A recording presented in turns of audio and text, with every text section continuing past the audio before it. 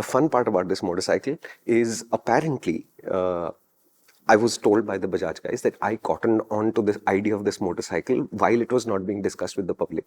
Because I have no memory of this, but when I rode the Speed 400 back after the first ride, post which we recorded that episode of MotorInc first, apparently I walked into that room with the Triumph guys and I said, why is this crank so light? It doesn't feel like a retro. You should have just made it heavier and allowed it to feel like a retro. And I'm shocked that this has not been brought up in the other T4 stories that we've seen. But to me, the biggest difference on the T4 is that the crank is 31% heavier than the Speed 400's crank, which makes it, I think, nearly 2 times as heavy as a KTM 390 Duke crank, for example. So this is a much heavier crank. And as soon as I say that, you should be able to get a sense of what they're going for here. Right.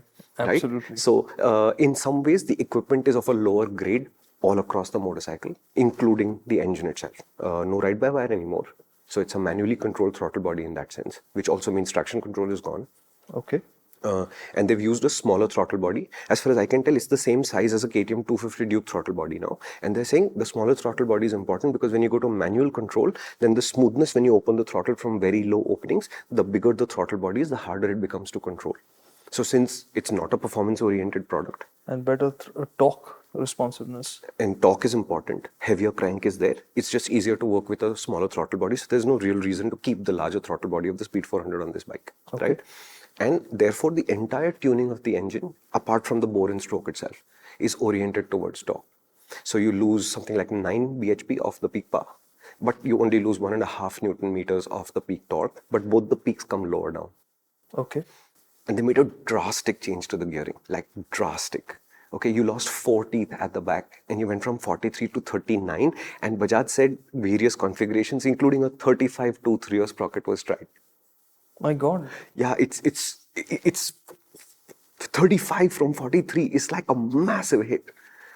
So when you go down in terms of this gearing, basically the engine's torquiness has to be really good. Otherwise, it will not be able to pull. Yeah, it won't be able to pull. It will struggle. So the point is that they're saying with this 31% heavier crank, and if you think about it like this, that racing machines will have the lightest cranks so that they can rev up really quickly.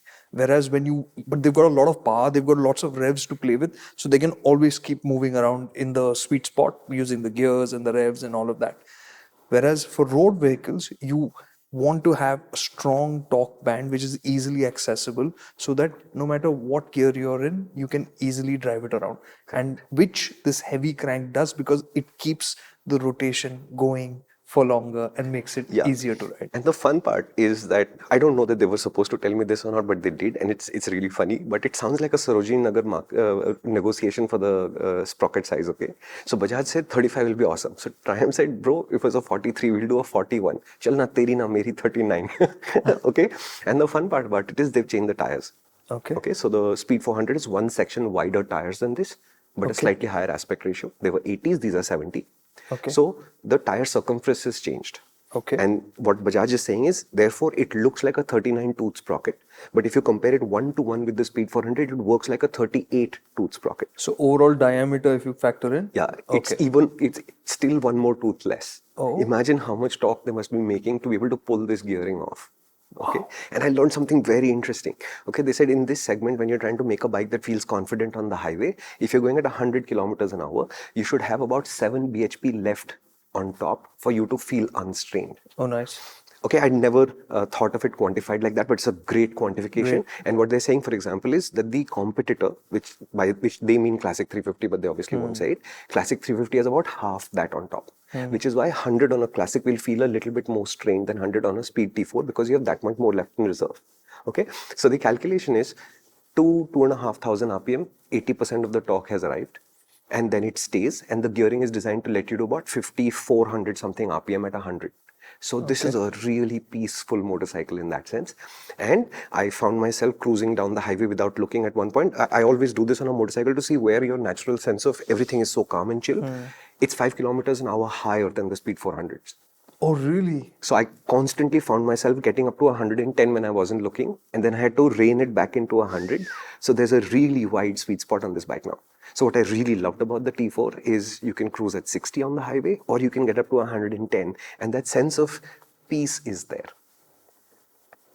Okay, it Wow. doesn't have that unique thump of the classic, and I think the 400x's exhaust sounds better than the Speed 400s. I think there's more tuning work that can happen to release some of unique voice there. But this is a motorcycle that honestly the gears don't matter. You take it Super. out, you roll on, it's smooth, and then you can be in many gears and it'll all feel the same and work the same. And therefore, in the city, this is a really simple bike to ride. Hello. If you enjoyed this clip, which means you're into good conversations, and that's what we're all about. It's really hard packing in the essence of an idea into a 60-second clip. This 3-minute, 5-minute video would have given you a sense of that. And you can enjoy this entire conversation in its full glory on the MotorInc channel. So why don't you head out over there and subscribe to that? And you could subscribe to this channel as well if you enjoyed it.